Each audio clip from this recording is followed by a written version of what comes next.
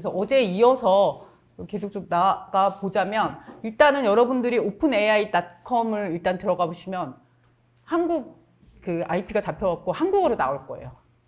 이 화면이 나오는지 일단 확인 한번 해보죠. 같이. 자, 뭐 이미 다 알고 계신 분도 계시겠지만 처음 접하는 분들도 계셔가지고 제가 오늘 다시 설명을 좀 드리고자 합니다. 그래서 일단 오픈AI 플랫폼 다 이렇게 나왔어요. 이제 상단에 보면 로그인이 있죠. 여러분들이 가입하셨던 아이디와 비밀번호를 입력하고 이제 여러분들 계정으로 들어가는 겁니다. 각자의 계정. 네. 자, 그렇게 되면 아마도 로그인을 누르는 순간 이제 그 플랫폼이 이렇게 바뀔 거예요. 여기까지 나왔을까요?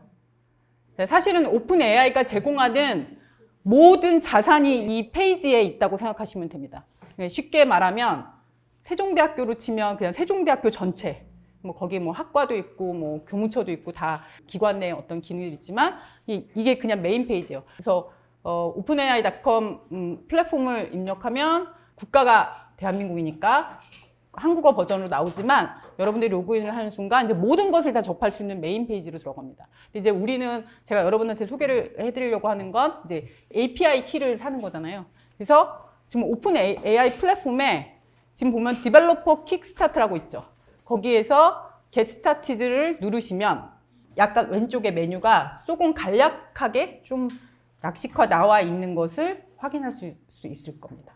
나오나요? 그럼 거기에 보면 API 키라고 있는 것을 누르시면 그러면 여러분들이 이제 구매를 해야 되는 카드도 입력을 해야 되고 자, 그 다음 단계가 제가 어제 잠깐 설명을 드렸던 결제를 해야 되는 카드를 입력하고 자, 요거는 좀 여러분들이 지금 뭐 카드를 등록을 하셨는지 안 하셨는지 환경에 따라서 상황에 따라 좀 다를 수 있는데 그래서 카드를 입력하고 그리고 결제를 하시면 됩니다.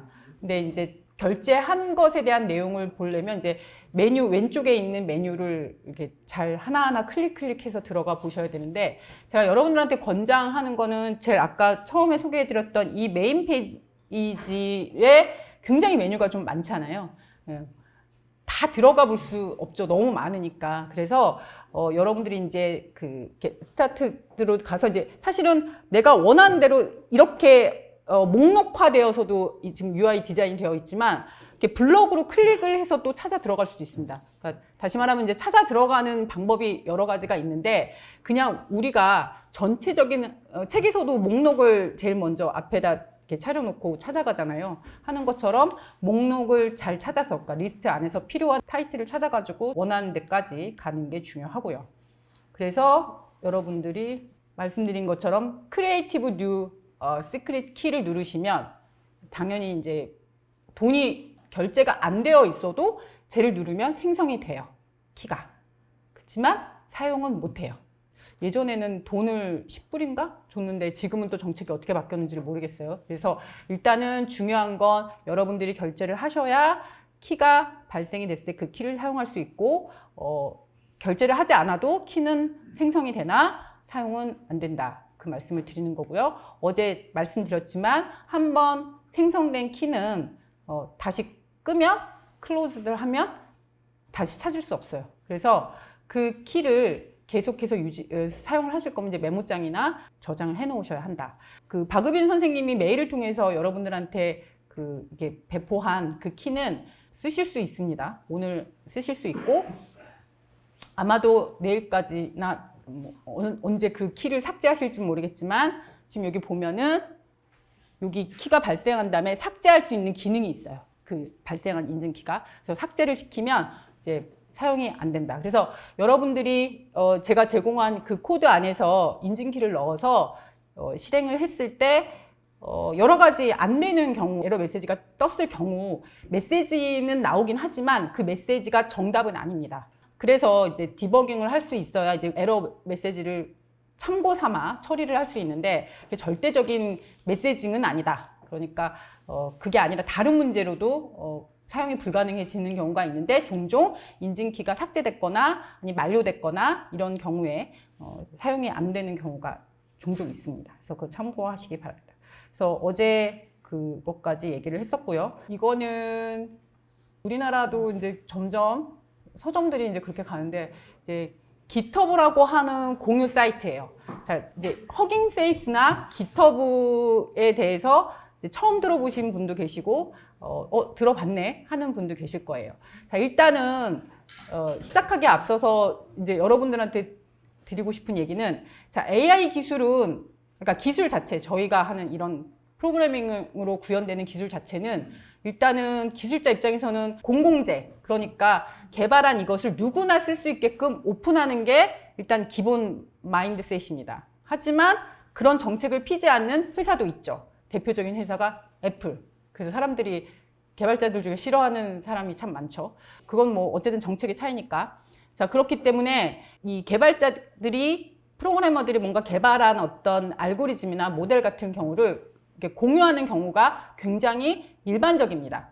흔하다는 게 아니라 일반적이고 마치 우리가 논문을 발표를 하면 오픈 액세스 같은 경우는 돈 지불하지 않고도 볼 수 있잖아요. 그런 것처럼 이제 어떤 페이퍼라든지 그러니까 연구 결과라든지 아니면 어떤 소스 코드라든지 이런 걸 공유하는 사이트가 GitHub이고요. 그 다음에 더 나아가서 좀 더 상업적인 용도로까지 쓸 수 있도록 뭔가 이렇게 향상되어 있는 모델 또는 알고리즘을 많이 공유하는 이제 사이트가 허깅 페이스. 물론 이제 목적은 좀 다른데 뭐 연구 목적이고 뭐 이렇게 굉장히 많은데 일단은 간단하게 여러분들이 구글을 통해서 GitHub나 허깅 페이스라고 하는 한글로 쳐도 예, 그 홈페이지에 진입을 하실 수 있고 그 안에서 많은 자료를 얻으실 수 있습니다.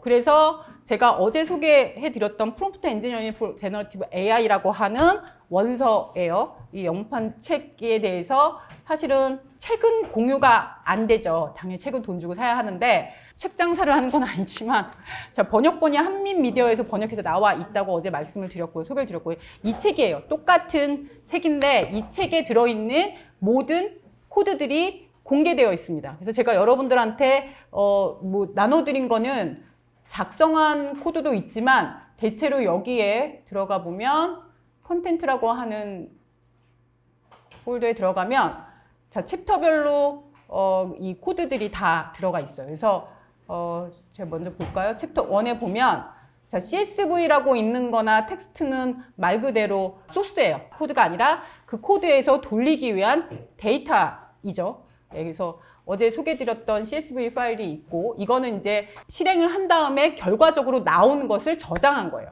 그러니까 뭐 이렇게 파이썬 노트북 파일 외의 파일들은 결과물로 자동 저장하게끔 프로그래밍 되어 있어서 저장되어 있는 것도 있고요.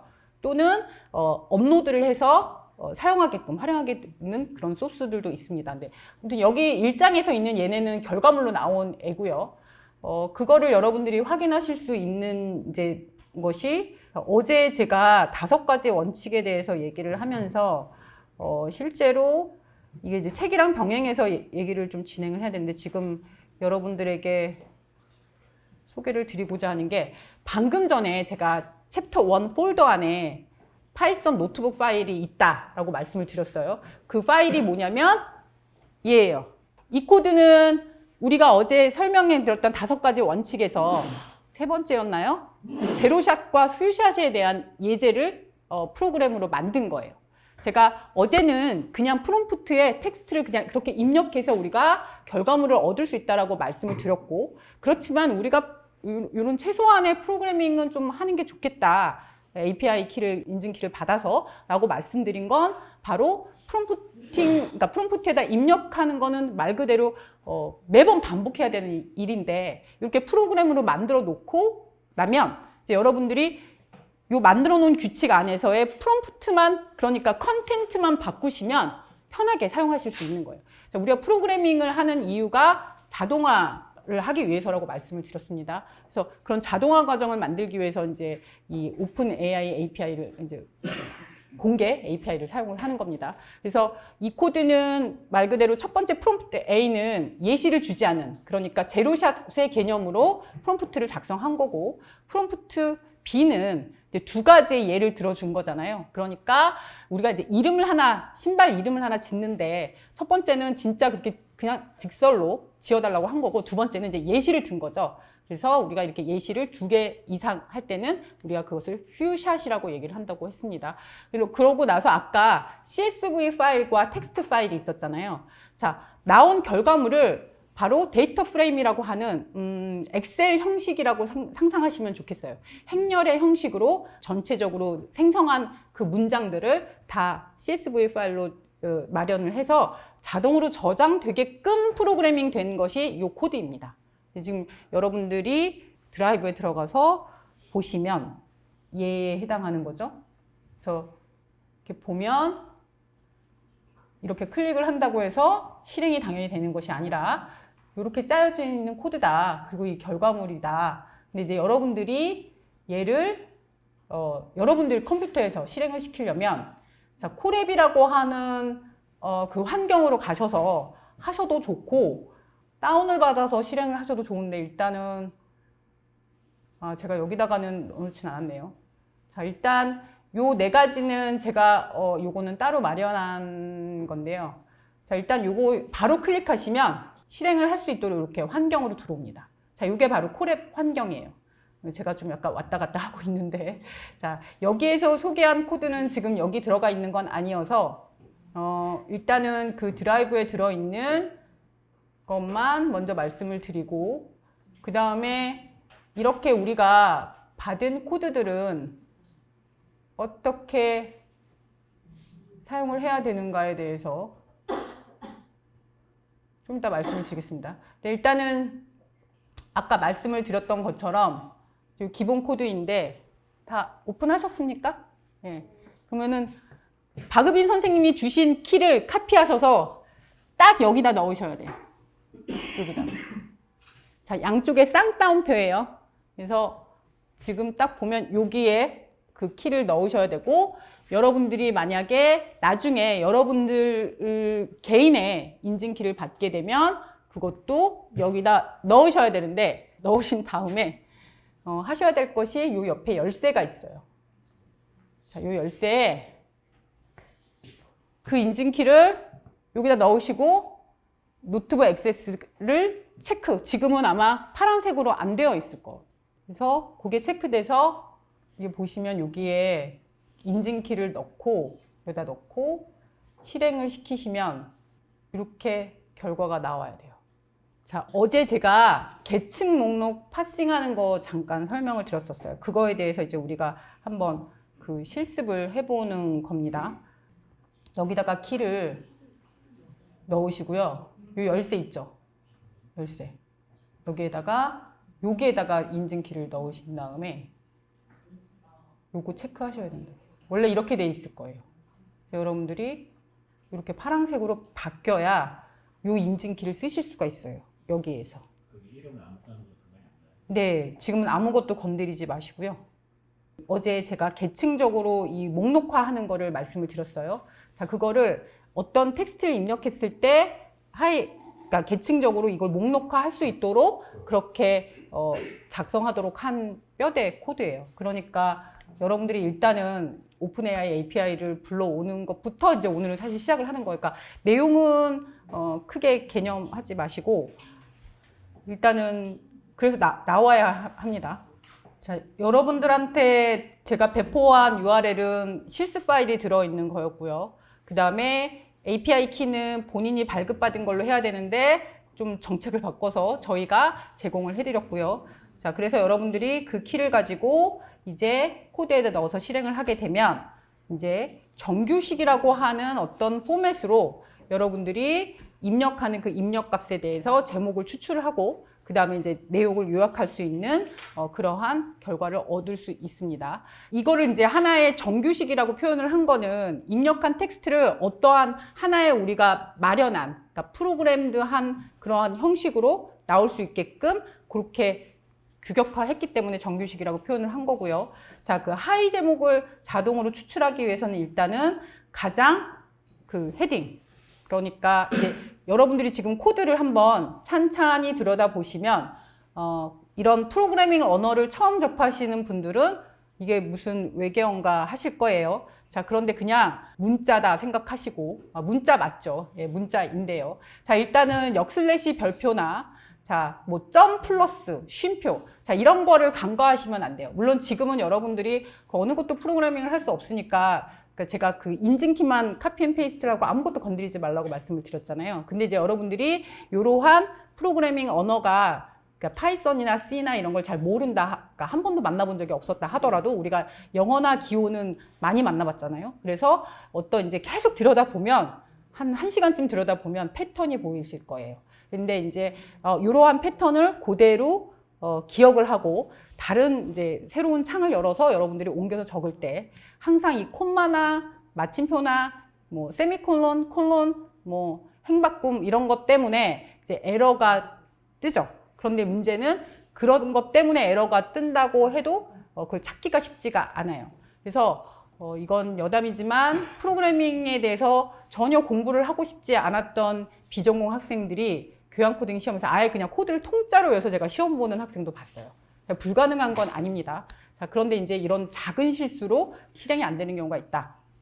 자, 어쨌든 여러분들이 지금 보고 계신 코드들은 다 이러한 기호죠, 기호. 우리가 사용하는 언어도 사실 기호죠. 자, 이러한 의미를 담고 있습니다. 그래서 가장 큰 제목에서부터 이제 그 하위 제목까지 추출을 하도록 이제 지금 코드화 했는데 그것들이 가지는 의미를 여러분들이 요거는 나중에 제가 PDF를 드릴 때 살펴보시면 되고요.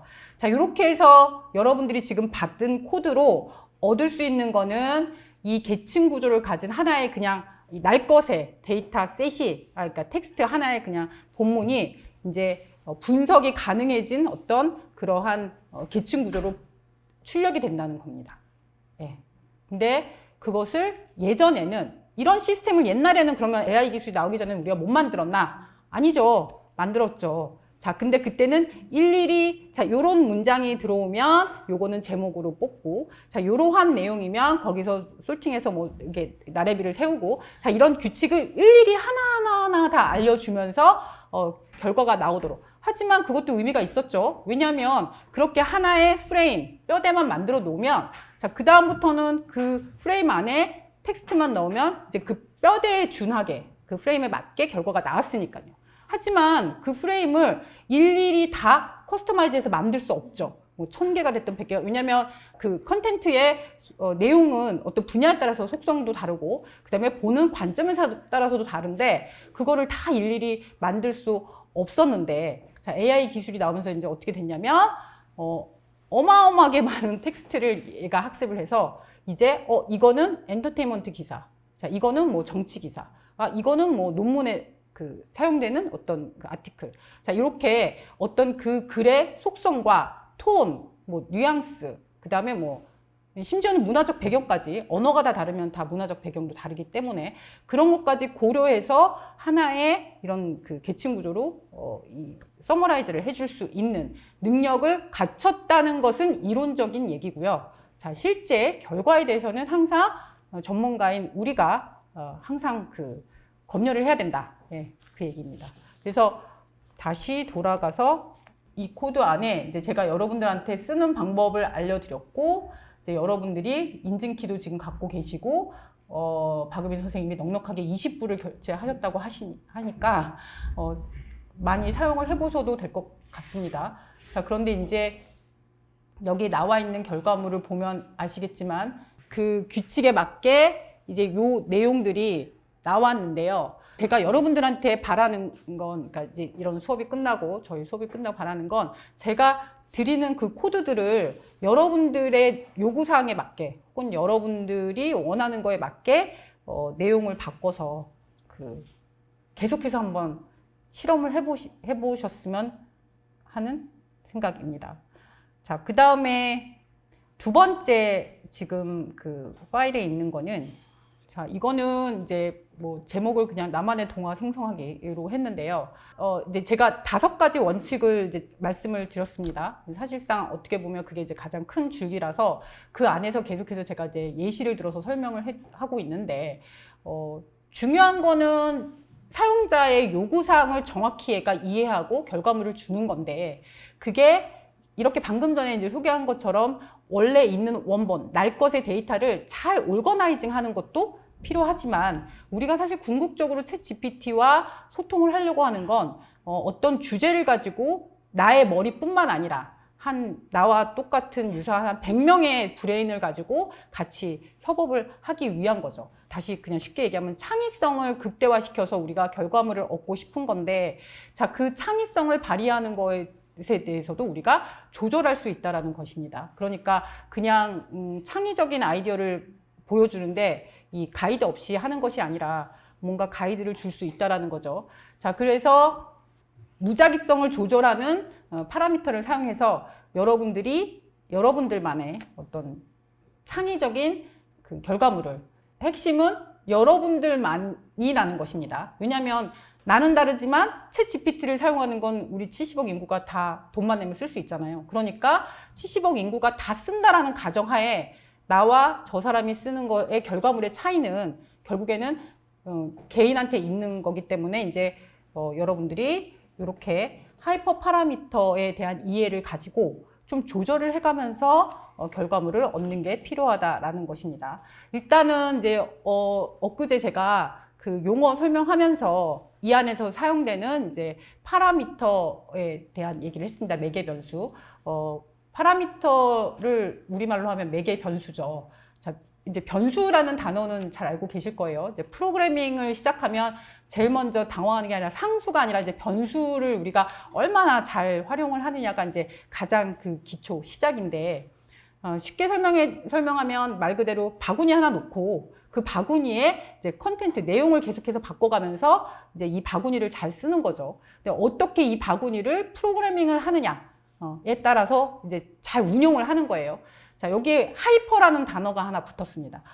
지금의 챗 GPT는 이 매개 변수가 조 단위를 넘는다고 하는데, 정확히 지금 GPT-5가 매개 변수를 몇 개의 매개 변수를 쓰는지는 제가 확인을 안 해봐서 공개가 되었는지도 잘 모르겠지만, 예. 근데 이제 여기에 하이퍼자가 붙는 건 요즘에 다 뭐 슈퍼, 하이퍼 많이 붙죠. 자동으로 그 프로그래밍 안에서 그 매개 변수의 값이 채워지는 것이 아니라 우리가 조절해주는 매개 변수를 하이퍼 파라미터라고 합니다. 그러니까 이미 파라미터는 이렇게 뭐 템퍼리처 이렇게 정해놨어요. 정해놨는데 템퍼리처라고 하는 그냥 이름이 붙은 바구니라고 생각하시면 돼요. 그래서 그 바구니 안에 보통은 이 알고리즘에 의해서 그 바구니 안에 이제 값이 채워지는 거죠.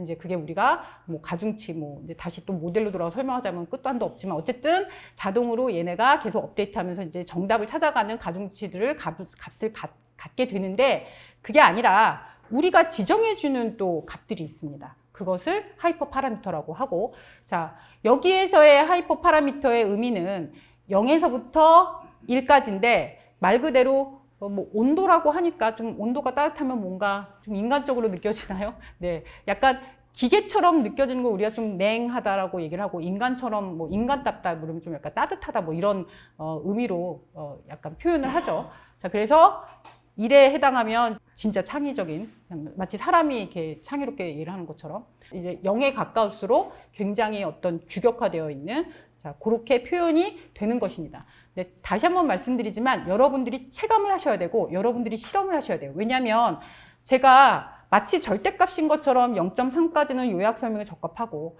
0.4부터 0.7까지는 뭐 일반적인 글쓰기로 표현이 되고 그 이상으로 1까지는 뭐 굉장히 창의적인 아이디어라고 썼지만, 이것조차도 이것을 개발한 오픈 AI가 자기네가 이렇게 개발했어요. 그래서 요 수치는 이렇게 하면 이렇게 나와요 라고 매뉴얼적으로 표현을 했을 뿐이고, 제가 그것을 여러분들한테 소개하는 것이지, 이거는 사실상 그 여러분들이 어떻게 느끼느냐에 따라서 조절을 해야 되고, 당연히 하이퍼 파라미터는 여러분들의 경험을 통해서 나와야 되는 수치입니다. 그래서 우리가 물론 처음 시작할 때는 이러한 정보를 기반으로 이제 숫자를 그냥 무작위로 막 할 수는 없으니까 시작은 하지만 여러분들이 실험을 통해서 그 경험치로 여러분들만의 수치를 찾아가야 한다.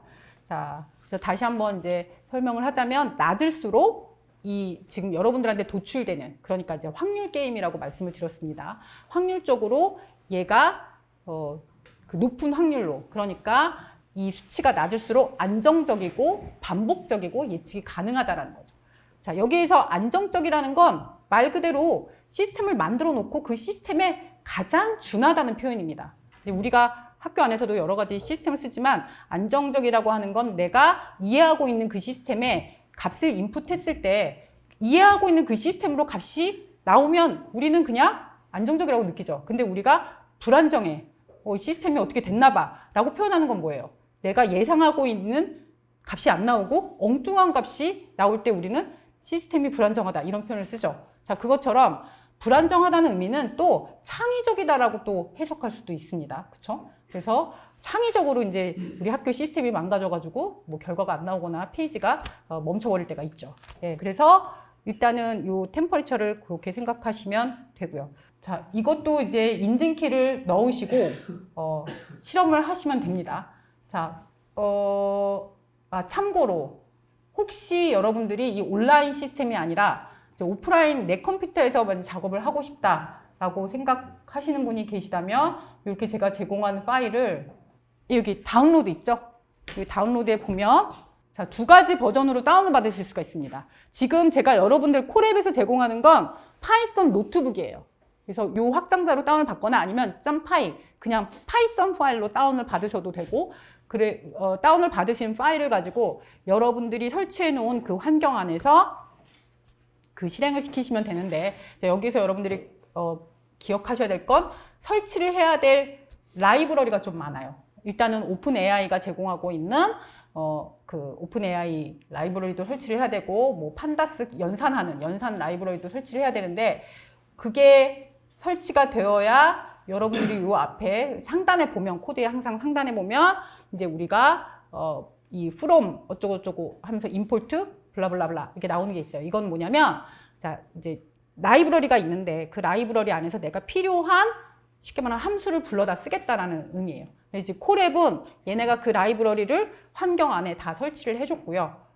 그렇지만 내가 오프라인에서 요 코드만 가지고 와서 파일만 가지고 와서 내가 실행을 시키려면 내 컴퓨터에 그 라이브러리를 쓸 수 있는 장치가 그러니까 환경이 마련되어 있어야 합니다. 그래서 제가 콜앱을 사용하게 되면 여러분들이 그러한 불편함 없이 목적하는 코드를 쓸 수 있으니까 좋지만 또 다른 단점은 그래서 영원히 여러분들은 뭐가 필요하구나 라는 것을 모를 수도 있다. 그 얘기는 요 환경만 벗어나면 아무것도 못할 수 있다라는 것을 의미하기도 합니다. 그래서 여러분들이 지금은 처음이니까 콜앱에서 이렇게 코드도 받고 인증키도 받고 그 컨텐츠에만 집중해서 그러니까 프롬프팅 하는 거에만 집중해서 지금은 시작을 하시지만 제가 어제도 말씀드렸다시피 여러분들이 하셨으면 하는 바람은 뭐냐면 여러분들이 원하는 하나의 프로그램을 이 오픈 AI API와 그 다음에 약간의 이 정보를 가지고 만들어내는 것입니다. 그러니까 예를 들면 제가 어제도 예시를 들었는데 제가 학생들한테 코딩하는 과제를 냈을 때 예전에는 그 코딩한 거를 다 일일이 열어서 뭐 일단은 실행은 다 됐으니까 제출을 하겠죠. 결과가 아니라 그 과정이 제대로 됐는가 확인을 했다면 이제는 내가 평가 기준을 다 마련을 하고 자, 그 다음에 이제 애들이 대부분 다 아마 주제를 주면 그 주제를 챗GPT나 뭐 제미나이에 넣어가지고 코드를 그냥 발생할 거예요. 자, 그거를 걸러낼 수 있는 하나의 방법도 아이디어도 생각해내고 그런 것들을 다 마련을 해서 자, 그런 기준으로 네가 코드를 다 스캔을 해갖고 평가를 내려라고 내가 이제 이렇게 프로그램을 만들 수 있다라는 겁니다. 자, 여기에서는 들어가야 될 항목이 일단 첫 번째는 걸러내는 기준을 내가 마련을 해야 되겠죠. 자, 그 다음에 이제 얘가 스캔을 했어요. 그래서 일단 첫 번째는 자기의 컨트리뷰션이 몇 %가 들어갔는가를 얘가 판단할 수 있게끔 그 근거를 제가 또 제시를 해줘야겠죠. 한 100% 발생을 시켜도 돼. 대신 코드가 뭐 100줄 안에 마련되도록 짰는지를 또 평가 기준을 내가 삼을 수도 있겠죠. 제가 그냥 평가 기준을 그냥 지금 막 말씀드리고 있는 건데요. 자, 각자의 분야에 따라서 어떤 평가 기준을 굉장히 세밀하게 마련을 해서 그 평가 기준을 가지고 OX로 결과를 낼 수도 있겠고요. 뭐 한 5단계로 0점부터 100점까지 해서 점수 분위로 결과를 그 점수를 할당할 수도 있겠고요. 자, 그럼 이제 궁금하실 거예요. 파일을 어떻게 얘한테 전달해 주지? 자, 그것도 여러분들이 만약에 의문이 생겼다면 이제 전제는 프로그래밍을 하나도 못하는 1인이에요. 그러면 그 의문이 생겼다면 그 의문을 그대로 제미나이한테 물어보면 됩니다. 그러니까 내가 100개의 파일을 스캔하는 프로그램을 만드는데 일단은 어디서 구해가지고 핵심적인 알고리즘은 마련을 했는데, 자 그러면은 파일을 어떻게 너가 스캔할 수 있지? 그럼 이제 업로드한 어느 패스를 통해서 업로드를 어떻게 하라고 코드를 줄 거예요. 그럼 여러분들은 그 폴더에 학생들의 파일을 넣어놓고 그 파일을 받아서 절차를 거쳐서 한 다음 또 다시 다운받는. 그래서 아까 말씀드렸던 것처럼 제가 요 CSV 파일이 생겨났다고 하는 게 아까 그 실행한 그 결과물이 이렇게 바로 그 폴더에 저장되도록 그렇게 프로그래밍이 되어 있는 거예요. 그러니까 여러분들이 고민하실 건 어떻게 파일을 업로드하고 어떻게 또 다운받고 어떻게 내가 확인하지? 자, 요거는 굉장히 이제는 마이너한 문제가 됐다는 거예요. 예전에는 그게 굉장히 메이저였죠. 일단은 뭐 열어봐야 되겠고요, 파일을. 경로도 설정해야 되겠고. 잘못하면 또 얘가 계속 에러 메시지 주고. 그런데 지금은 그건 굉장히 마이너한 문제다. 핵심은 내가 어떠한 기준으로 어떻게 평가할 거고, 지금의 이제 이런 챗GPT와 보는 애들을 어떻게, 같은 얘기네요. 평가할 것이냐. 자, 그게 이제 관건이라는 겁니다. 그래서 그 고민을 지금 이 자료와 같이 하시면 좋겠다. 자, 그 다음에 이제, 자, 일단은 세 번째 같은 경우는 우리가, 자, 이 대규모 텍스트를 처리하기 위해서 하는 건데, 일단은 이 텍스트 청킹이라고 하는 것은 대규모 텍스트를 처리하는 데 필수적인 기술이라고 하는데요. 자, 큰 텍스트를 조각을 내서 더 작고 관리하기 쉬운 단위 또는 덩어리로 이제 분해하는 과정을 얘기합니다. 사실 제가 이제 콜앱으로 이거 실습을 이제 가다 보니까 어제 3가지까지 제가 말씀을 드렸어요. 그 프린시플에서 우리가 좀 더 나은 프롬프팅을 작성하기 위해서. 자, 4번째랑 사실 5번째가 있는데 5번째가 제가 처음 시작할 때 약간 서머리로 말씀을 드렸기 때문에 혹시 기억하는 분 계실 수도 있겠습니다. 5번째가 이제 우리가 분리를 해서 분절적으로 만들어서 그 프롬프팅을 하는 거라고 말씀을 드렸습니다. 자, 그래서 굉장히 많은 문장이라고 할 때 그 문장을 단락, 주제, 복잡성, 길이 등의 다양한 기준으로 이제 나눌 수 있는, 그러니까 세그멘테이션 할 수 있는, 자, 그렇게 해서 좀 더 효율적인 응답을 생성하는 게 목적입니다. 그러니까 다시 한번 말씀드리지만 이러한 기술들이 어떻게 프로그래밍 되었지가 중요한 게 아니라 그러한 기술을 적용해서 우리가 어떻게 효율적인 결과물을 얻을 수 있지가 이제 핵심입니다. 그래서 이렇게 우리가 만들 때는 일단은 이 LLM을 사용하게 되면 입력, 출력, 토큰 수에 제약이 좀 있습니다. 물론 이게 돈이랑도 연계한 거죠. 그래서 물론 이제 돈에 대한 제약도 있지만 일단은 응답 그 토큰이 너무 길면 이 중단되거나, 그러니까 이제 프로세싱 하다 중단되거나 아니면 어떤 내가 그러니까 질문을 했을 때 이제 거부한다는 게 난 못하겠어요. 뭐 사람은 못하겠어요. 이렇게 표현하지만 그게 아니라 이제 스탁되는 거죠. 자, 이런 어떤 문제들이 생길 수 있습니다. 뭐 흔한 건 아니지만. 자, 그 다음에 이제 비용에 대한 말씀은 드렸고, 그러니까 군더더기 없이 만들었을 때 이제 아무래도 API에서 이 돈이 차감이 되는 건 뭐냐면 내가 신호를 보내면 그 신호에 맞게 얘가 받아들이고 나서 그걸 처리해서 결과물을 주는 그 과정의 비용, 그러니까 왔다 갔다 하는 비용이 발생을 하는 겁니다.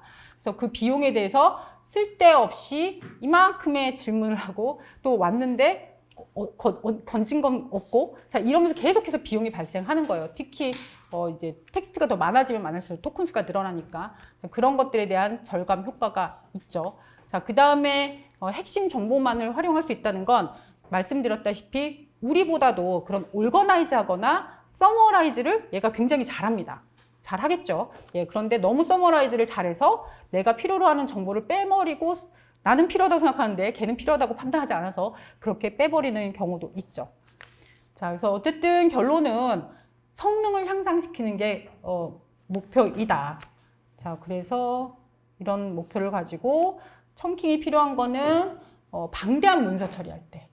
자, 그 다음에 자세한 분석이 필요하고 더 나은 이해와 처리를 위해 문서를 세분해야 할 때. 그러니까 그냥 우리는 사실상 문서에 대해서 잘 이해하고 그리고 더 잘 기억하고 세분화하길 원하니까 그냥 무조건 하면 좋겠다라고 생각할 수 있지만 사실 꼭 그렇진 않죠. 왜냐하면 문서가 짧고 굳이 그럴 필요가 없는데 이러한 작업을 한다는 건 쉽게 말해서 뭐 물병 하나 드는데 뭐 한 100kg짜리 사람이 와가지고 힘을 쓰는 거랑 그런 효과가 비슷한 거랑 비슷하다고 말씀드릴 수 있겠습니다.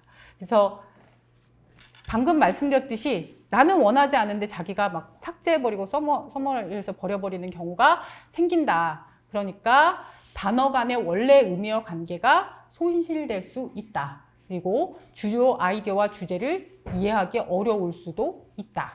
그렇기 때문에 나온 결과물에 대해서 우리가 검열을 하고 튜닝을 자꾸 해야 합니다. 그러니까 이렇게 프로그램을 만들어 놓고 결과가 딱 나왔는데 그 결과가 너무 아름다웠어요. 뭐 그러면 그냥 진행하면 되죠. 하지만 그럴 경우보다는 계속해서 튜닝을 하면 더 나은 결과를 얻을 수가 있습니다. 자, 그런데 이렇게 API를 사용해서 프로그래밍을 하지 않고 그냥 프롬프트에다가 입력을 하면 물론 그것도 나름의 방법일 수는 있겠습니다. 하지만 계속해서 말씀드렸다시피 노가다를 계속 해야 된다라는 것이 이제 큰 단점이죠. 뭐 시간이 많으면 저는 그것도 나쁜 건 아니라고 괜찮다고 생각합니다. 자, 네 번째는 사실상 여러분들이 API를 호출했을 때 내가 얼마만큼의 그 토큰을 사용하는지를 좀 추정해 볼 수 있는 그러한 파일입니다. 그래서 아까 그런 코드입니다. 그래서 사실상 요거는 궁금하면 한번 해볼 수 있지만 여러분 지금까지 제가 설명드렸던 여러분들이 작업을 하는 거에 효능감을 높인다기보다 물론 이제 얼마가 비용이 들 것이냐 잘 모를 때 뭐 테스트를 해볼 수는 있겠습니다. 그래서 우리가 입력한 값을 숫자로 바꿔서 처리하고 자, 그 바꾼 처리 값이 이 비용과 매칭을 했을 때 이게 어떻게 계산되는지 사실상 얘가 계산하는 전체적인 처리 과정을 어떻게 보면 우리가 이렇게 들여다볼 수 있는 그러한 코드입니다. 그래서 이제 우리는 뭘 확인해 볼 수 있냐면 자, 우리가 문장을 의미 단위로 쪼개는 이 토큰에 대해서 좀 이해할 수 있다. 자, 혹시 토큰 경험하신 세대도 있을 것 같긴 한데 토큰 내고 다녔던 그 토큰이죠. 자, 그것처럼 우리가 어디서 어디 A에서 B까지 이동할 때 버스에다 토큰을 냈던 것처럼 이제 우리가 이 단어 단위로 번역을 할 수 있도록 단어 단위로 쪼개가지고 사용을 하게 되는 거죠. 자, 그래서 사람은 인간의 언어는 자연의 언어는 어떤 최소 단위가 문자죠. 캐릭터. 그런데 이제 얘네는 그 최소 단위가 토큰이다. 그래서 이렇게 처리를 하게 되면 자, 모델별로 이렇게 정리를 할 수는 있습니다. 네. 그런데 지금 실제로 여러분들 지금 제가 배포한 게 아마 모델이 3.5 터보인가? 그럴 거예요. 그렇죠? 예. 그래서 이 모델이 좀 최신의 모델일수록 비용이 발생하는데요. 일단은 요거는 말씀드린 대로 이 사이트에서 얘네가 이렇게 제공한 거라서 여러분들이 체감을 하는 거와는 좀 다를 수 있다. 네, 그렇게 말씀을 드리겠습니다. 자, 그래서 이제 여러분들한테 제공한 그 파일을 프로그램을 기반으로 이제 여러분들이 실험을 해보실 텐데, 자, 이제 좀 나아가서 어제 세 번째까지 원칙을 말씀드렸고, 자, 이제 네 번째와 다섯 번째가 어떻게 보면은 머리를 쓰는 노가다일 수 있습니다. 그러니까 여러분들이, 자, 요거는 이제 다시 좀 원복해서 프로그램이 아니라 여러분들이 만나고 있는 플랫폼, 그러니까 챗GPT의 그 프롬프트에다가 입력을 할 때 이제 스스로 여러분들이 평가를 할 수 있다라는 겁니다. 자, 우리가 이제 학생들을 평가할 때는 시험을 치죠. 그죠? 중간고사, 기말고사 시험을 치는데, 이제 얘네들을 평가할 때는, 쉽게 말하면 우리는 똑같은 문제를 가지고 다양한 학생들을 평가한다면, 얘네는 다양한 학생들이, 같은 얘기군요. 예, 다양한 학생들이 평가를 받는 것처럼 평가를 했을 때, 지금 여기 보면은 그 변호사 시험을 봤다는 거죠. 자, 챗 GPT가 가장 성능이 좋았다라고 이제 결과가 나온 겁니다. 그래서 지금 보시면은 이제 뭐 라마나 알파카나 다 이제 모델의 이름인데요. 그 중에서 이 챗 GPT가 이 변호사 시험을 가장 우수한 성적으로 뭐 통과를 했다라고 하는 이제 뭐 어떤 결과를 비교 분석한 결과입니다. 근데 이제 이게 중요한 게 아니라 일단은 표준적인 학술 평가 외에 죄송합니다. 오타가 또 있네요. 자, 외에도 주관적인 작업에 대한 평가가 필요하다는 걸 말씀드리고 싶었습니다. 그러니까 우리가 어떤 객관적인 평가를 신뢰하지만 실질적으로 이렇게 오픈 AI 시스템을 나의 사용자의 요구사항에 맞게 뭔가 잘 사용을 하려면 일단 주관적인 평가에도 굉장히 의미가 있다라는 것을 반드시 여러분들이 기억할 필요가 있다는 것입니다. 자, 일단은 뭐 과학 논문을 작성하거나 새로운 기초 모델 릴리스, 그러니까 모델이 나와서 평가를 할 때는 일단은 보다 엄격한 평가 기준이 들어가야겠죠. 누구나 다 동의할 수 있는. 자, 그게 이제 엄격하다고 표현을 한 겁니다. 자, 그렇지만 내가 이제 뭔가 문장을 만들어내고 그리고 내가 나의 기준으로 커스터마이즈 할 때는 그 나온 결과물을 가지고 엄지척 아시죠? 예, 그 우리가 OTT나 이런 데 꼭 드라마 끝나면 이제 평가라고 나오잖아요. 어디서나 요새는 다 이거 아니면 이걸로 나오는데 그거 하나만으로도 사실상 이 시스템을 내가 만든 프롬프트를 평가할 수 있다는 것입니다. 그래서 그것도 제가 코드를 제가만 제공한 건 아니지만 이 책에서 제공을 하고 있습니다. 근데 참고하실 건 제가 그 코드도 공유를 해드릴 텐데 공유가 아니라 참 그 링크를 드렸죠. 그래서 링크를 들어가시면 지금 이렇게 평가하는 거, 그 다음에 아까 같이 퓨샷, 우리가 좀 더 예시를 만들어가지고 뭔가 의미 있는 결과물을 얻게끔 하는 코드들이 다 아까 그 공개 그 URL에 들어가면, GitHub에 들어가면 다 여러분들이 이제 사용하실 수 있는데, 참고로 코드가 좀 장황합니다. 이제 좀 약간 한 50줄에 끝날 수 있을 걸만 한 100줄쯤 써놨다고 해야 될까요? 그러니까 좀 장황하기 때문에 이것도 여러분들이 간단하게 바꾸실 수 있어요. 그 코드를 전체 카피해서 간단하게 뭐 예를 들어 한 뭐 50% 줄여줘라고 하면 또 간단하게 줄여줍니다. 물론 이제 그런 과정에서 또 문제가 발생할 수 있습니다. 네, 그런 발생하는 문제는 또 여러분들이 수정해 가면서 그렇게 사용하시면 된다. 그래서 아까 말씀드린 것처럼 이게 그 책에 나와 있는 내용이죠. 자, 오픈AI API를 이용해서 일련의 프롬프트에 대한 모델이 응답을 하고 그 응답을 CSV 파일로 저장하는 과정까지가 다 이 코드 안에 들어가 있어요. 제가 여러분들한테 제공을 했고 URL 들어가면 보실 수 있고요. 자, 그 다음에 아까 말씀드린 것처럼 자, 그렇게 해서 결과물을 얻었어요. 결과물을 얻었는데 그 얻은 결과물, 그러니까 나온 문장이죠. 이 출력한 이 문장이죠. 자, 이거에 대해서 내가 만족하냐 만족하지 않냐를 이제 여러분들이 저건 이제 아이콘까지 생성을 한 거예요. 만족해? 만족하지 않아. 일단 이 코드는 10개의 문장을 생성하도록 했고요. 그 10개의 문장을 생성을 했을 때 그러니까 생성하는, 이제 제너레이팅 하는 거죠. 제너레이팅 할 때마다 내가 읽고 마음에 들면 이거를 엄지를 누르면 되고요. 마음에 들지 않으면 이제 반대를 누르면 됩니다. 자, 그래서 10개의 리스판스에 대해서, 응답에 대해서 내가 평가를 하면 평가에 대해서 얘가 이렇게 점수를 줍니다. 점수는 되게 간단하게 이제 매기는 거죠. 자, 그렇게 했을 때, 내가 이 프롬프트에 그 나온 결과물에 어떤 거에 더 의미를 두는가를 또 분석해 줍니다. 이제 물론 그것도 다 코드로 작성이 되어 있고, 이제 그걸 여러분들이 그 프롬프트를 좀 바꿔가면서, 방학이니까요.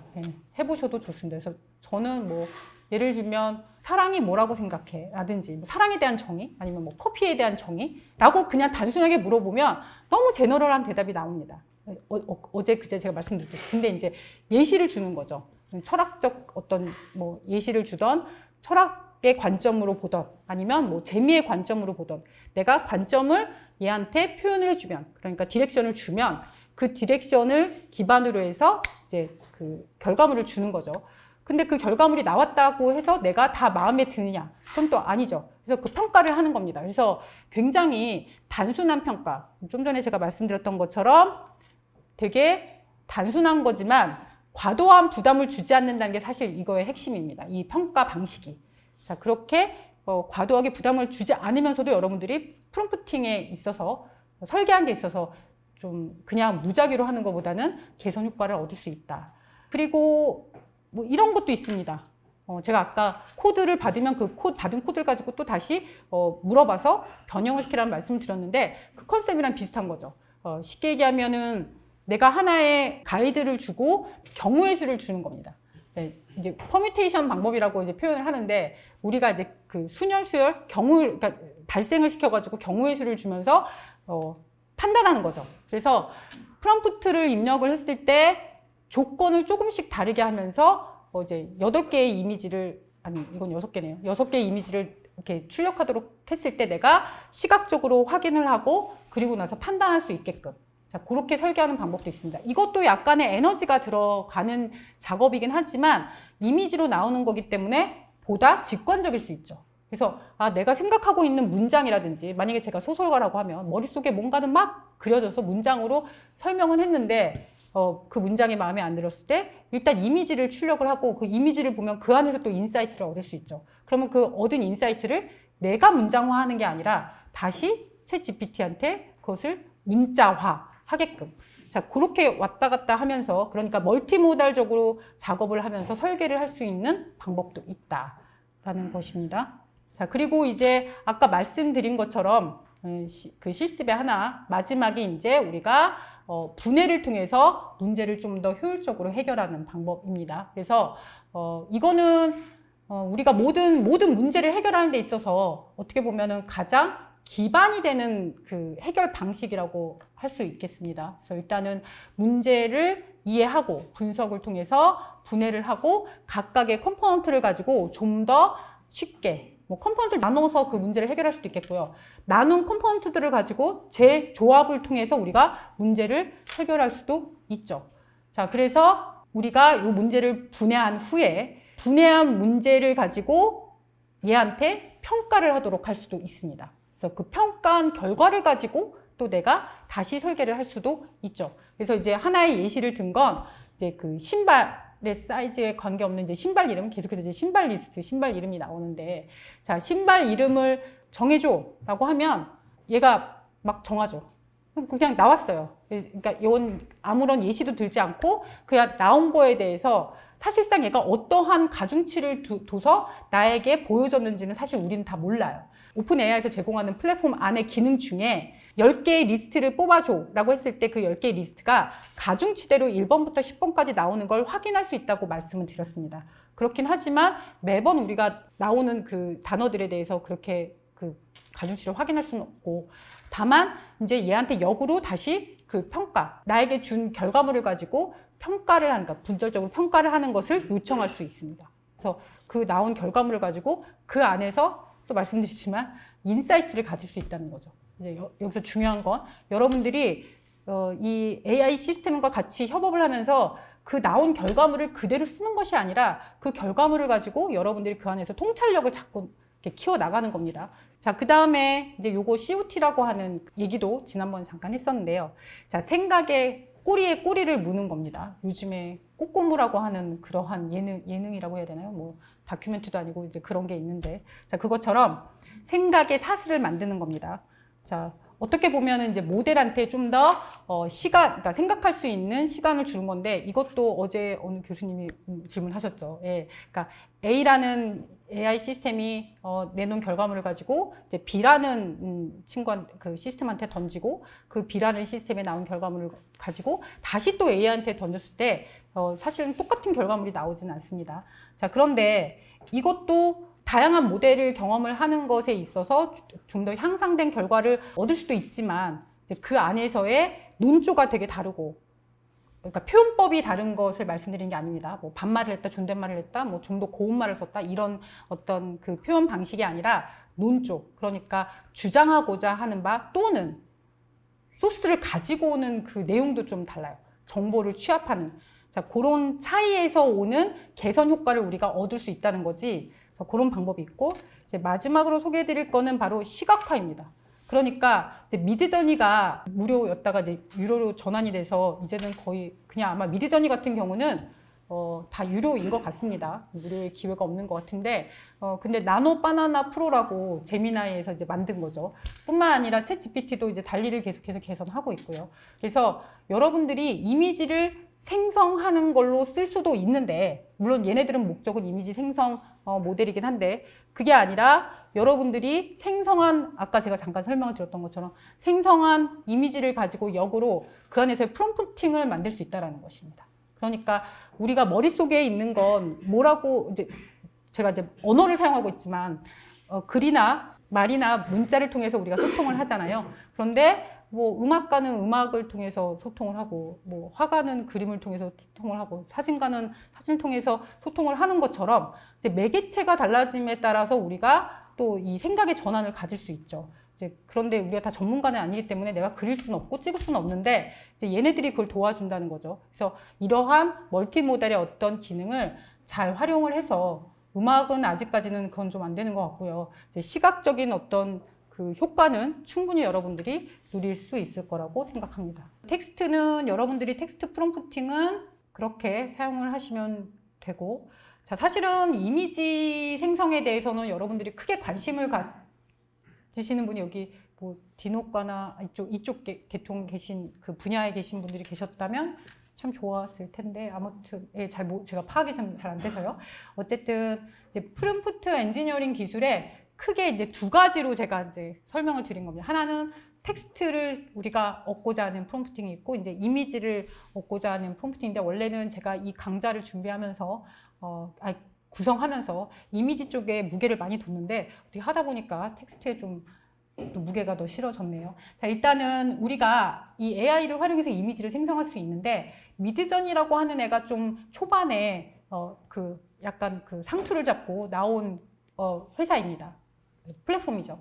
자, 챗 GPT나 제미나이나 뭐 클로드나 다 얘네들도 이미지를 생성할 수 있는 그런 기술을 갖고는 있지만, 일단은 지금은 이제 미드저니가 아마도 상업화하기에는 좀 더 의미 있는 그 결과를 내는 그러한 플랫폼인 것 같습니다. 저도 이걸 통해서 뭐 이미지를 생성해 보진 않았으니까. 자, 말씀드린 대로 이런 생성 서비스는 계속해서 이제 유료화 되고 있고요. 자, 돈을 많이 내면 많이 낼수록 좀 더 의미 있는 결과물들을 얻기도 합니다. 자, 이미지 생성을 하는 건 또 텍스트와 또 결이 다르죠. 그냥 말 그대로 우리가 그냥 장난처럼 그 프롬프팅을 했는데 내가 생각한 것처럼 그림을 그렸네? 여기까지가 이제 일반 대중들이 와 멋지다 뭐 놀랍다 하는 거고, 실질적으로 이게 산업으로 연결이 되려면, 그러니까 내가 얘를 사용해서 돈을 벌려면 디자이너나 혹은 뭐 아티스트나, 그러니까 이제 그런 어떤 시각 자료를 가지고 돈을 버는 어떤 그 분야에서는 얘를 어떻게 다루느냐가 굉장히 큰 이슈입니다. 왜냐하면 일단은 퀄리티도 좋죠. 그리고 내가 일정 부분을 그 지불을 하면 그 얻는 결과에 대해서 카피라이트는 나한테 있는 거, 그러니까 내게 되는 거죠. 그리고 또 하나 굉장히 빠른 시간 안에 그 결과물을 얻을 수 있다는 겁니다. 그런데 이제 여기서의 관건은 그 소비자가, 그러니까 내가 이제 산업을 운영하는 사람이라고 한다면 이제 소비자가 원하는 대로 그 요구사항에 맞게 내가 이미지를 도출해 줘야 되는데, 그러기 위해서는 실질적으로 이 프롬프팅, 이미지 프롬프팅을 잘 해야 된다. 그리고 그 원하고자 하는 그 스타일 또는 그 기호? 자, 이런 것들에 대한 파악을 잘 하고, 텍스트는 파악을 잘 하고 우리가 그 기준점을 만들면 되는데, 얘는 텍스트로 나오는 게 아니라 이미지로 표현을 하는 거잖아요. 그러니까 한 단계를 더 거치는 거죠.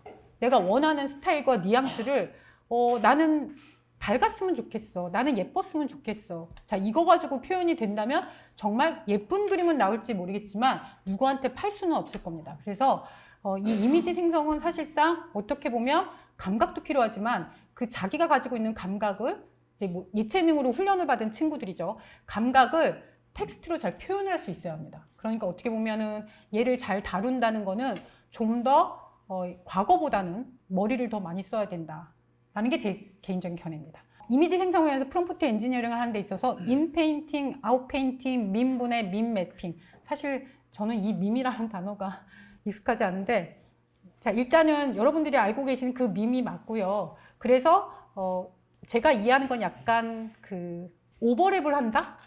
아니면 전사한다, 그러니까 매핑한다, 전사한다, 뭐 이런 개념으로 저는 그냥 이해하고 있습니다. 자, 일단 인페인팅, 아웃페인팅은 그전에도 AI 기술이 오기 그 전부터 당연히 있었던 기술이고, 다만 그러니까 예를 들면 복원 기술로 많이 쓰죠. 이미지 복원하는 거. 그러니까 어느 사진의 어떤 부분이 비어 있어요. 자, 그전에는 예를 들면 이미지가 있으면 이런 그림이어야 하는데 이게 없어요. 자, 요거를 살릴 수 있는 방법은 이게 다 픽셀로 정보를 갖고 있는 거기 때문에 그 옆에 있는 픽셀을 어떻게 확장해서 연산해 주면서 만들어냈습니다. 그러니까 없는 이미지를 생성하게끔 만드는 기술이 옛날에도 있었어요. 다시 한번 말씀드리지만 다 있었는데, 옛날에는 규칙과 좀 더 복잡한, 그리고 요 환경이 달라지면 다시 또 설계를 해야 되는 문제가 있었다면, 지금은 수십만 장의 데이터를 학습해서 얘가 스스로 알아서 이 부분에 대해서 이제 복원을 해주는, 자, 그러한 기술이 지금은 이제 적용이 되고 있어서 생성도 해주고 지우기도 합니다. 그래서 여러분들이 아마 요즘에는 웬만한 스마트폰의 사진에서 이렇게 사진 찍으면 뒤에 뭐 지나가는 사람이 있으면 이렇게 문지르면 지워지는 거 혹시 경험해 보셨나요? 예. 자, 인페인팅 기술인데 실질적으로 확대를 시키면 뭔가를 다 뭉개져 있어서 사실 뭐 출력하거나 그럴 수는 없지만 그래도 그냥 스마트폰에서 보기에는 별 무리가 없습니다. 그래서 그런 것들의 기술을 적용한 그러한 생성형, 그러니까 이제 기능적으로 말씀을 드리는 겁니다. 일단 나노 바나나 프로로 실험을 좀 해봤어요. 왜냐하면 말씀드렸다시피 미드저니가 유료가 되는 바람에 나노 바나나 프로는 제미나이에서 제공하는 생성형, 이미지 생성형 AI입니다. 일단 제미나이는 다 지금 가입이 됐다고 생각해서 지금 넘어간 거고요. 여러분들이 이제 프롬프트를 입력을 했을 때 이제 이런 결과를 얻을 수 있죠. 저런 프롬프트를 입력을 하고요. 자, 그런데 이제 어제 잠깐 봤지만 챗 GPT, 그러니까 달리에서 생성하는 이미지와 이 나노 바나나가 생성하는 이미지가 톤이 좀 달라요. 좀 더 얘는 사진에 가깝게끔 좀 이미지가 출력이 되고 달리는 좀 더 그림에 가깝게끔 출력이 되지만 그것도 프롬프팅을 여러분들이 어떻게 하냐에 따라서 당연히 다르게 도출을 시킬 수가 있습니다. 그래서 일단은 얘도 마찬가지로 이미지 생성의 기본으로 포맷을 지정을 해줘야 되겠고, 자, 그 다음에 형식 지정을 한 것을 가지고 우리가 자, 요렇게 스톡 사진에 대해서 얻을 수가 있습니다. 그래서 프롬프팅을 어떻게 지금 왼쪽 같은 경우는 오일 페인팅이고 그러니까 비즈니스 미팅인데 그냥 비즈니스 미팅이 아니라 오일 페인팅 한 것처럼 보이라는 얘기고요. 자, 그 다음에 이것도 비즈니스 미팅이긴 하는데 이제 배경이 다른 거죠. 자, 이렇게 똑같은 주제인데도 불구하고 그 주제에 어떠한 환경 설정, 그러니까 시각적으로 어떻게 보이느냐가 아니라 이제 머릿속에 그림을 그리는 거예요. 그래서 뭐 제가 연구하는 분야이기도 하지만 실질적으로 그림을 그리는 사람들은 페인터들은 어렸을 때부터 도제식으로 그림을 그리는 걸 연습했죠. 그러니까 머릿속에 있는 생각을 그림으로 표현하는 것을 연필로부터 그리는 것부터 밑그림부터 시작해서 수없이 연습을 도제식으로 한 뭐 10년간 한 다음에 이제 그런 다음에 대학생 이제 성인이 됐을 때 어떤 자기 생각을 막 그림으로 표현을 합니다. 뭐 사진도 마찬가지죠.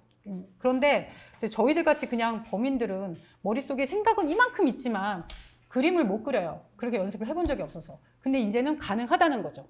예, 근데 내가 만약에 머릿속에 그냥 비즈니스 미팅 이것만 딱 있으면 얘가 나올 수도 있고 얘가 나올 수도 있고 얘가 나올 수도 있다는 거예요. 그건 의미가 없죠. 그러니까 의미 있는 결과물을 얻기 위해서는 이 비즈니스 미팅 앞에 붙어 있는 혹은 그 뒤에 붙어 있는 그 프롬프트가 중요하다는 겁니다. 또는 아까 소개했지만 다른 이미지를 좀 기반 삼아서로 여러분들이 사용할 수도 있다는 겁니다. 그래서 자, 이미지 프롬프트를 통해서 실질적으로 제가 말씀드린 것처럼 이제 이미지를 업로드해서 텍스트와 이미지를 모두 사용을 해서 우리가 도출해 낼 수도 있다는 것입니다.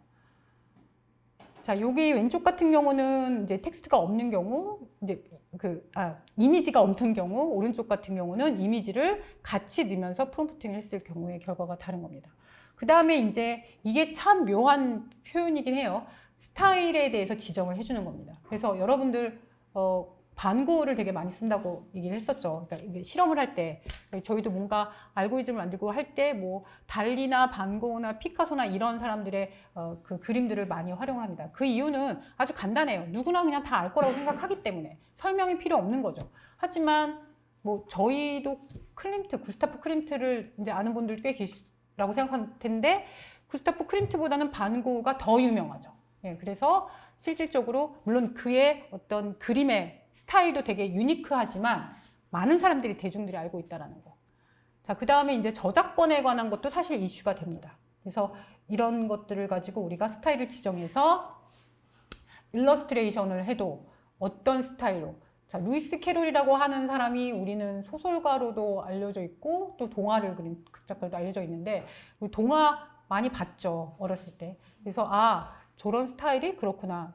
지난번에 작년에 지브리기 열풍을 불렀던 것처럼.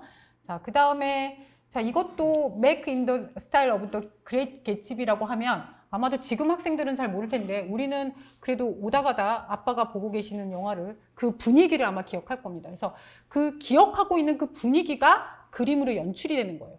자, 그러면 이제 여기에서 이런 질문이 나올 수 있죠.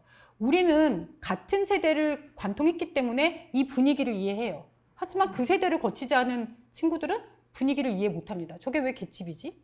개집이 스타일이지? 그래서 스타일이라고 하는 거는 분명히 시대성을 깔고 있기 때문에 객관적으로 서로 소통할 수 있다라고 생각하시면 안 된다. 자, 그 다음에 이제 사실상 이렇게 생성형 AI를 통해서 나오는 이미지들의 가장 큰 문제, 뭐 문자도 마찬가지였지만, 퀄러티예요. 그러니까 우리가 그냥 디지털로 이렇게 보는 것과, 그 다음에 실제로 프린트를 하는 것과, 그 정보의 양이 어마어마하게 차이가 많이 나죠. 근데 그냥 우리가 디지털로 그냥 공유를 하는 거면 상관이 없는데, 내가 이렇게 이미지를 만들어서 포스터를 찍을 거예요. 그러니까 출력을 할 거예요. 자, 그럴 때는 실질적으로 이 눈에 보이는, 우리가 이렇게 디스플레이를 통해서 보이는 걸로는 절대 포스터, 페이퍼로 쓸 수 없다. 그러면 이제 이 품질을 좀 더 이제 부스팅하기 위해서 첫 시간에 제가 소개했었죠. 슈퍼 레졸루션 기술을 쓸 수 있는 것까지도 이제 가야 된다라는 거죠. 저희가 그 기술을 구현한다는 게 아니라 AI 시스템이 다 갖추고 있으니까 우리는 그걸 잘 활용을 해야 한다는 것입니다. 자, 그 다음에 이제 부정 프롬프트 같은 경우에 우리가 원하는 요구사항에 대해서는 잘 말해요. 실제로 우리가 소통할 때도 그렇죠. 나 저거 먹고 싶어. 저거 가질래. 하지만 내가 뭘 싫어하는지, 뭘 피하고 싶은지에 대해서는 사실상 평소에도 소통하지 않습니다. 잘 안 하죠. 그렇죠? 자, 그런데 프롬프트한테 알려줄 때, 그러니까 AI 시스템한테 알려줄 때 내가 지향하는 부분에 대해서도 정의화할 필요가 있습니다. 그래서 이거는 얘가 굉장히 많은 어떤 보고 같은 거죠. 그 안에서 새로운 걸 만들어내는데 그 만들어내는 데 있어서의 어떤 그 부정적으로 이런 부분은 피하라고 하는 그 코멘트가 굉장히 시각적으로 표현하는 데는 의미 있게 표현이 된다. 자, 그래서 우리가 지금 보는 것처럼 이제 렘브란트 스타일의 그 오일 페인팅을 그리라고 했는데, 그러면 이제 사실상 여러분들 유럽 같은 데 미술관 가면, 렘브란트 미술관 이런 데 가면 다 이렇게 멋들어진 막 프레임으로 다 되어 있잖아요. 그러니까 얘는 일단 렘브란트 그림하면 그렇게 약간 고전적인 어떤 프레임으로 한 것으로 이렇게 표현을 할 가능성이 상당히 높습니다. 근데 나는 그냥 그 이미지만 원한다고 했을 때 이제 그 프레임을 원하지 않는다라는 문구가 들어가야 이제 이렇게 나온다는 것입니다. 가중치는 말 그대로 우리가 긍정 코멘트를 넣고 부정 코멘트를 넣는 거에 대해서 좀 더 수치화해서, 그러니까 좀 더 정량화해서 표현하는 것을 말씀드리는 겁니다. 그래서 가중치를 이렇게 부여해서 정량적으로 몇 %.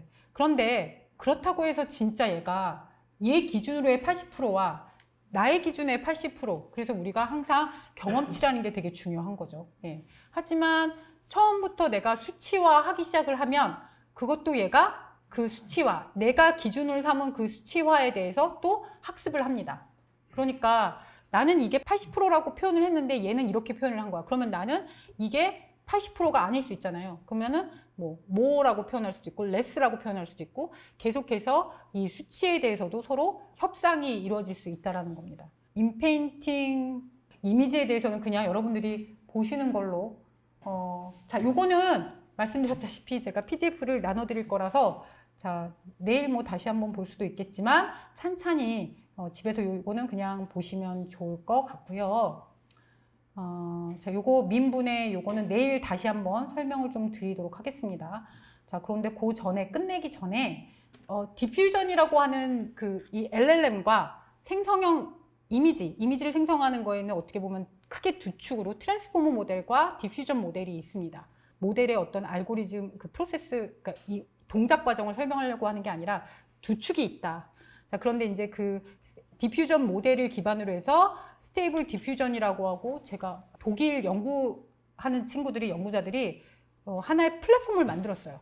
그러니까 이거 상업화가 아니고 연구용, 실험용으로 할 수 있는 거. 그런데 엊그제 다시 했더니 이 친구들이 닫아버렸더라고요. 네. 잘 다 공유해서 쓸 수 있게끔 해놨는데, 네, 실험적으로 상업화 목적이 아니라 생성하는 이미지도 굉장히 사이즈가 작아요. 그래서 이런 알고리즘의 동작 작동으로 이렇게 나오는구나 라고 우리가 실험적으로 볼 수 있는 플랫폼을 아주 잘 만들어 놨는데, 그걸 닫아버렸길래 제가 열심히 찾아봤더니 이제 뭔가 디벨로핑을 하고 있더라고요. 그래서 일반적으로 열어놓은 건 닫았는데 디벨로핑 하는 데는 열어놨길래 다 누구나 할 수 있게끔 GitHub를 통해서 아마도 지금도 여러분들이 스테이블 디퓨전 웹 UI라고 구글에 치면 GitHub가 아마 있고 상세하게 그 친구들이 설치하는 윈도우 시스템 버전, 맥 시스템 버전, 그러니까 OS에 따라서 하도록 해놨는데 일단 지금은 안 열린다라는 게 중요하고요. 자, 요거는 제가 그래서 디벨로퍼 뭐하여튼 어떤 문을 좀 찾았어요. 그래서 실질적으로 이제 얘 같은 경우는 저는 맥 OS를 사용하는데 터미널이라고 하는 곳에서 설치를 하게끔 되어 있습니다. 그래서 설치를 하고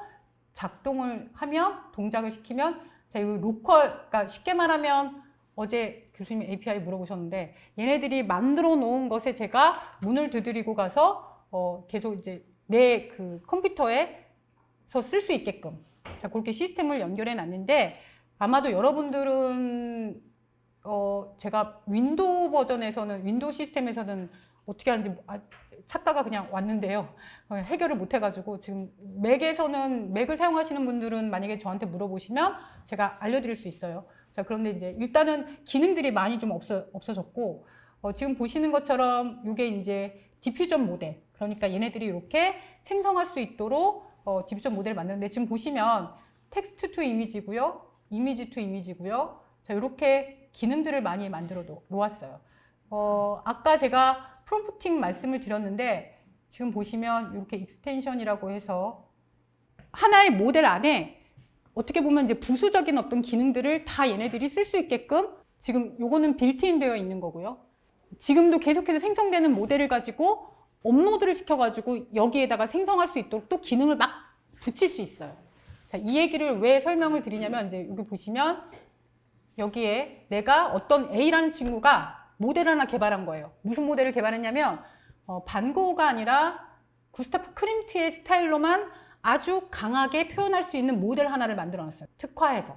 자, 그거를 이제 배포를 했고 내가 그 모델을 인퍼런스에서 쓸 수 있게끔 URL, 그러니까 아까 GitHub라고 말씀드렸죠. 그러니까 우리가 저장소입니다. 그래서 끌어올 수 있게끔만 내가 주소를 알려주면 찾아갈 수 있는 주소를 알려주고 내가 이거를 인스톨을 하면 그러면 이 시스템 안에서 내가 그 모델을 쓸 수 있다는 거예요. 그 모델이 의미하는 건 말 그대로 붓이라고 생각하시면 좋을 것 같습니다. 그러니까 왜 화가가 그림을 그릴 때 얇은 붓, 굵은 붓, 붓의 굵기가 하나의 기능 역할을 하잖아요. 그러한 것처럼 이 모델들이라고 하는 거는 하나의 기능입니다. 그래서 근데 그 기능이 머릿속에서 우리가 상상만 하면 그리고 그것을 하나의 알고리즘화하고 그거를 하나의 모델로 내가 그 구현만 할 수 있으면 뭐든지 생성할 수 있다는 걸 의미합니다.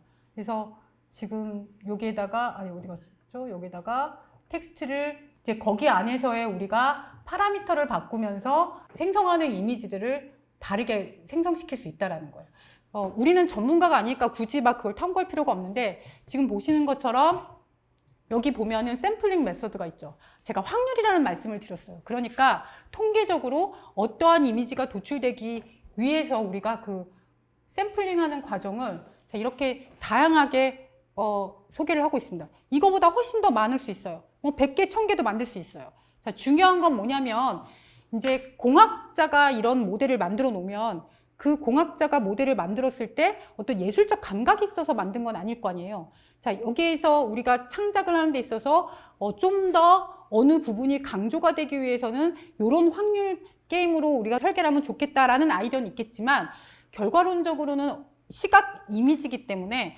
시각적으로 어떻게 보여야 이제 설계한 것과 나오는 것을 연결시켜서 생각할 수 있죠. 그래서 그 과정 자체를 예술가와 그러니까 화가와 공학도와 같이 협업을 하면 좀 더 효율적인 어떤 알고리즘이 만들어질 수 있겠는데 실제로 외국에서는 그렇게 연구를 하는 연구단도 있고요. 우리나라는 좀 그런 융합적인 협업이 잘 이루어지지 않기 때문에 우리나라에서는 제가 아직 모르겠지만 아무튼 핵심은 뭔가 시각적으로 창작하는 데 있어서의 모델은 무궁무진하게 만들 수 있다. 그리고 그렇게 설계된 것들이 이제 이렇게 만들어 놓은 누군가가 만들어 놓은 플랫폼에 탑재할 수 있게끔 구조도 되게 잘 되어 있다.